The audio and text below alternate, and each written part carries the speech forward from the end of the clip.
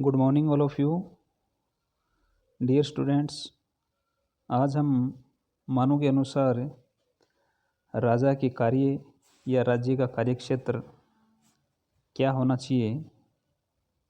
इस पर चर्चा करेंगे। पिछले व्याख्यान में हमने मनु के सप्तांग सिद्धांत पर चर्चा की थी और आज का हमारा जो व्याख्यान है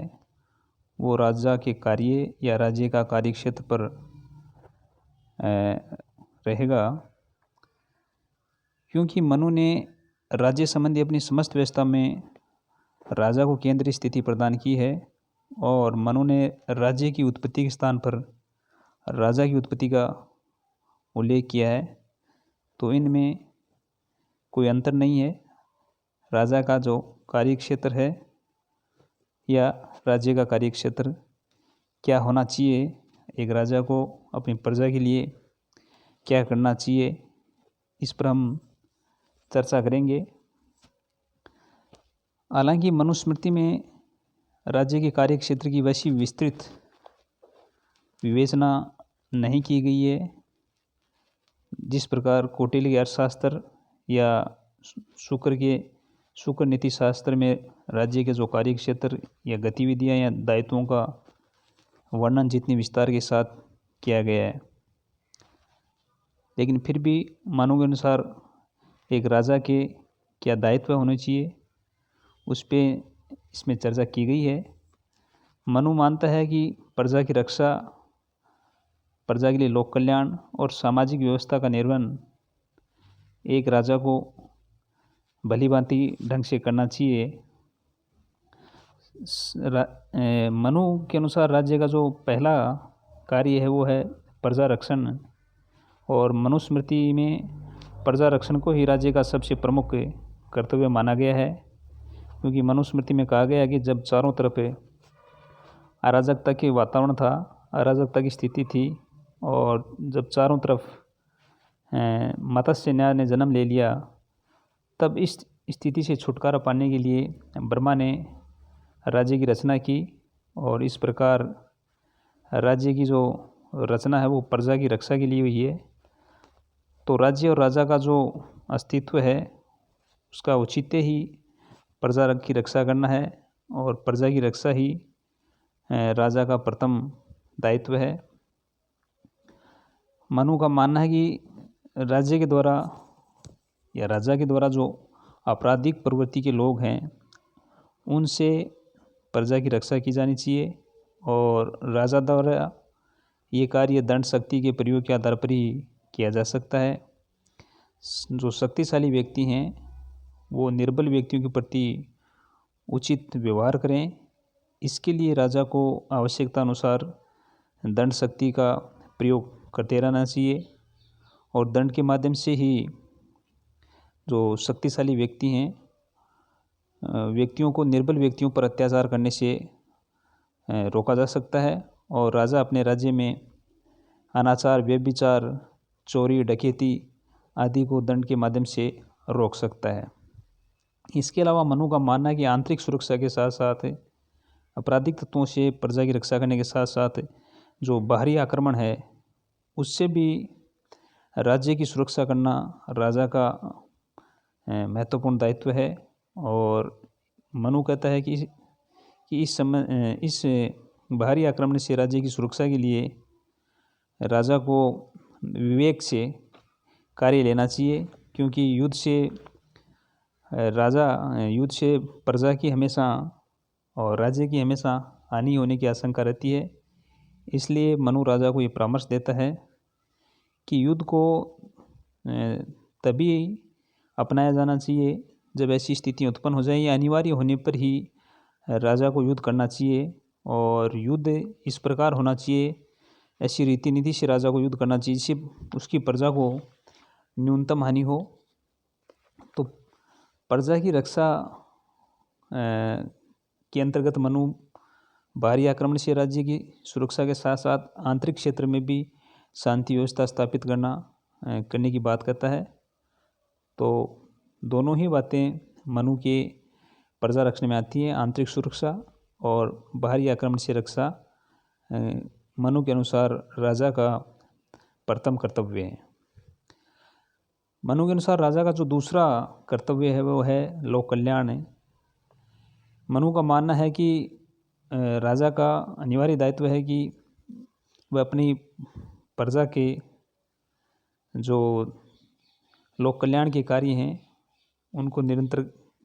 करते रहना चाहिए, क्योंकि अगर राजा लोक कल्याण के कार्य नहीं करेगा तो प्रजा के प्रति वह अपने दायित्व का पालन नहीं कर पाएगा और न ही वह प्रजा से कर और उनसे आज्ञाकारिता प्राप्त करने का न्यायपूर्ण अधिकारी हो सकता है। मनु के अनुसार राजा का दायित्व है कि वो प्रजा के लिए चारों पुरुषार्थ धर्म, अर्थ, काम और मोक्ष की सिद्धि में सहायक है और इसके अंतर्गत वो भौतिक, नैतिक और आध्यात्मिक कल्याण की भी बात करता है। मनु राजा को ये सलाह देता है कि वह समय समय पर जो प्रजा के सुख दुख हैं उनकी जानकारी प्राप्त करता रहे और विभिन्न प्रकार की जो प्रजा की आवश्यकताएं हैं उनकी पूर्ति निरंतर करता रहे और राजा को समाज के जो विभिन्न वर्ग हैं उनको उनकी आवश्यकता और पात्रता के अनुसार राजा को सहायता और दान देना चाहिए। और विशेष रूप से मनु ब्राह्मणों को जो सरकारी राजकोष हैं उससे अनुदान देना आवश्यक मानते हैं, क्योंकि ताकि ब्राह्मण वर्ग अपने जीवन निर्वाह की चिंता से मुक्त होकर बौद्धिक और आध्यात्मिक शक्तियों का विकास कर सके और उनका संपूर्ण उपयोग समाज के लौकिक और पारलौकिक कल्याण के लिए ये वर्ग चिंतन मनन कर सके।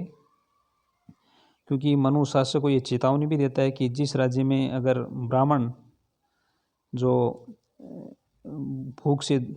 दुखी है तो इस प्रकार का राज्य है वो शीघ्र ही नष्ट हो जाता है। तो मनु ने केवल ब्राह्मण वर्ग, उसके अलावा भी समाज के जो असहाय व्यक्ति हैं, विशेष रूप से जो ऐसा स्त्रियां हैं या जो संतानहीन स्त्रियां हैं, विधवा महिला हैं, रोगग्रस्त स्त्रियां हैं, उनको भी राजा को सहायता देनी चाहिए और स्त्रियों की जो संपत्ति है उसका हरण करने वालों को मनु कहता है कि बहुत कठोर दंड दिया जाना चाहिए, क्योंकि इस प्रकार के लोगों की जो संपत्ति है वो राज्य की सुरक्षा में ही सुरक्षित रह सकती है। तो मनु का मानना है कि राजा को धर्मपूर्वक प्रजा का निरंतर कल्याण करते रहना चाहिए और इसके लिए प्रजा के कल्याण के लिए राजा को आवश्यक सभी कदम उठाने चाहिए। तीसरा राजा का जो प्रमुख कर्तव्य मनु के अनुसार वो है प्रशासनिक व्यवस्था का निर्वहन, कि राजा प्रजा के प्रति अपने दायित्वों को पूरा कर सके। इसके लिए मनु कहता है कि एक संगठित और सक्षम प्रशासनिक व्यवस्था का राज्य में होना बहुत आवश्यक है और विभिन्न प्रशासनिक जो दायित्व हैं उनका निर्वहन करने हेतु राजा को योग्य व्यक्तियों को अधिकारी और कर्मचारी के पद पर नियुक्त किया जाना चाहिए और साथ ही ये भी सुनिश्चित राजा को करना चाहिए कि जिन कर्मचारियों की नियुक्ति की गई है वो कर्मचारी आम जनता के प्रति अपने दायित्वों का निष्ठापूर्वक पालन करें और इसके लिए राजा को समय समय पर गुप्तचरों के माध्यम से इन अधिकारियों और कर्मचारियों के कार्यों की जानकारी लेते रहना चाहिए और जो अधिकारी प्रजा से अनुचित रूप से धन ले रहे हैं या भ्रष्टाचार कर रहे हैं उनको राज्य से बाहर निकाल देना चाहिए या उनको उचित दंड देना चाहिए। तो प्रशासनिक व्यवस्था का निर्वहन भी राजा का प्रमुख दायित्व है और इसके लिए विभिन्न पदों पर राजा को योग्य अधिकारी कर्मचारियों की नियुक्ति की जानी चाहिए ताकि राज्य की जो शासन व्यवस्था का संचालन है वो ठीक ढंग से होता रहे। चौथा जो कार्य राजा का मनु मानता है वो है अर्थव्यवस्था का संचालन और नियंत्रण। मनु का मानना है कि प्रजा के जीवन में जो धन है या अर्थ है उसका बड़ा महत्व है और प्रजा के भौतिक और आर्थिक समृद्धि के लिए प्रयास करना राजा का प्रमुख कर्तव्य है। राजा के द्वारा जो कृषि उत्पादन है, व्यापार है, उसके संचालन की उचित व्यवस्था की जानी चाहिए और प्रजा को उसकी संपत्ति और समृद्धि की रक्षा के प्रति आश्वस्त किया जाना चाहिए। राज्य के जो व्यापारी हैं उनकी रक्षा के लिए भी हर संभव कदम उठाने चाहिए और साथ ही साथ जो व्यापारी प्रजा के प्रति अपराध करते हैं, आर्थिक अपराध जैसे मिलावट करना, कम तोलना, अधिक मूल्य न लेना, इनसे भी प्रजा की रक्षा करना राजा का प्रमुख दायित्व है। तो कृषि के साथ साथ मनु व्यापार के संचालन की भी उचित व्यवस्था की बात करता है कि व्यापारी जमाखोरी नहीं कर रहे हैं, मिलावट नहीं कर रहे हैं, जनता के साथ कम तोल नहीं रहे हैं या अधिक मूल्य पर वस्तुएं नहीं बेच रहे हैं। इन सभी बातों का ध्यान भी राजा को रखना चाहिए और समय समय पर अपने अधिकारियों से इनकी जानकारी प्राप्त करते रहना चाहिए। अगला जो राजा का कार्य मनु बताता है वो है सामाजिक व्यवस्था का निर्वहन। मनुस्मृति में सामाजिक व्यवस्था का जो नियमन और निर्वाह भी राज्य का दायित्व माना गया है। मनुस्मृति में समाज को 4 वर्णों में विभाजित किया गया है, ब्राह्मण, क्षत्रिय, वैश्य और शूद्र। और राजा से ये अपेक्षा की गई है कि वह समाज के प्रत्येक वर्ण के सदस्यों द्वारा जो उसके निर्धारित कर्तव्य हैं उनका पालन करवाना सुनिश्चित करें और विभिन्न वर्णों विशेषतः जो वैश्य और शूद्र हैं उनसे उनके कर्तव्यों का पालन कराने हेतु राजा को दंड की बाध्यकारी शक्ति का प्रयोग भी कर सकता है। और इसी प्रकार जो आश्रम व्यवस्था है उसका भी निर्वहन करते हुए जीवन व्यतीत करे, ये देखना भी राज्य का दायित्व है कि प्रत्येक व्यक्ति अपनी आश्रम व्यवस्था का निर्वहन कर रहा है कि नहीं कर रहा है। तो ये भी देखना मनु के अनुसार राजा का दायित्व है। अगला जो कार्य है वो है न्याय की व्यवस्था। मनुस्मृति में मनु ने न्याय को राज्य के सर्वाधिक महत्वपूर्ण कर्तव्य के रूप में चित्रित किया है, क्योंकि राज्य की उत्पत्ति के संबंध में मनु कहता है कि राज्यविहीन अवस्था में मत्स्य न्याय की स्थिति थी, चारों तरफ अराजकता का वातावरण था और इसीलिए ब्रह्मा ने राज्य की या राजा की रचना की है ताकि उस मत्स्य न्याय से जनता को छुटकारा मिल सके और उसके स्थान पर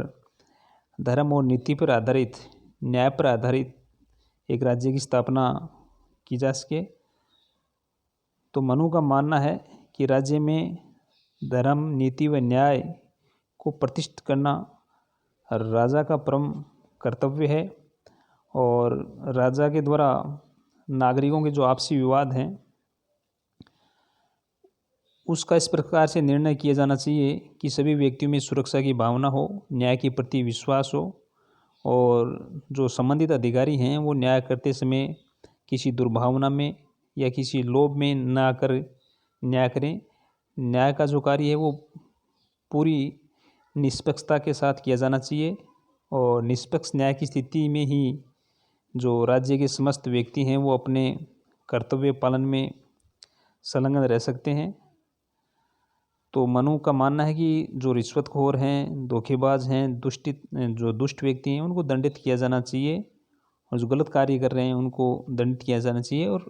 जो राज्य के जो न्यायाधीश हैं उनके द्वारा निष्पक्ष न्याय किया जाना चाहिए। अगला जो कार्य है वो है परराष्ट्र संबंधों का संचालन।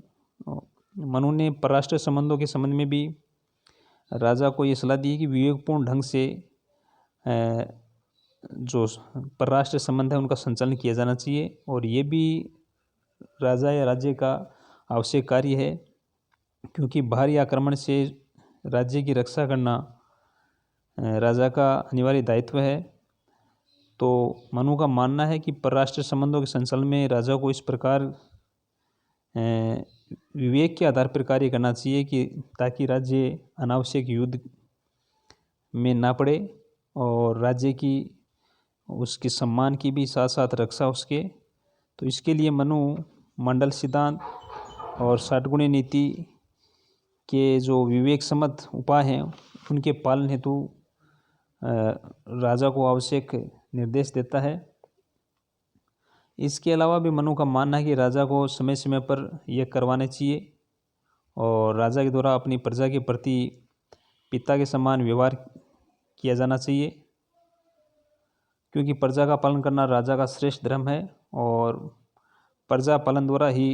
राजा है वो जो शास्त्रों अनुसार जो उसको फल मिलना चाहिए उसका वो अधिकारी होता है। इस प्रकार हम कह सकते हैं कि मनु ने जो राज्य का कार्य क्षेत्र है वो बहुत अधिक व्यापक है और मनु के द्वारा जो राज्य चित्रित किया गया है वो एक लोक कल्याणकारी राज्य है, जिसमें प्रत्येक व्यक्ति को बौद्धिक, नैतिक और आध्यात्मिक विकास की जो सर्वोच्च अवस्था है उसे प्राप्त कर लेने का अवसर मिलता है। प्रत्येक व्यक्ति को इस प्रकार का अवसर मिलता है और इसमें मनु के राज्य में सभी लोगों के साथ सम्मानपूर्वक न्यायपूर्ण व्यवहार होता है, किसी के साथ भेदभाव नहीं होता है। तो वो आज हमने इस व्याख्यान में मनु के अनुसार जो राजा या राज्य का जो कार्य क्षेत्र है उसके बारे में चर्चा की। तो आज के लिए इतना ही, धन्यवाद।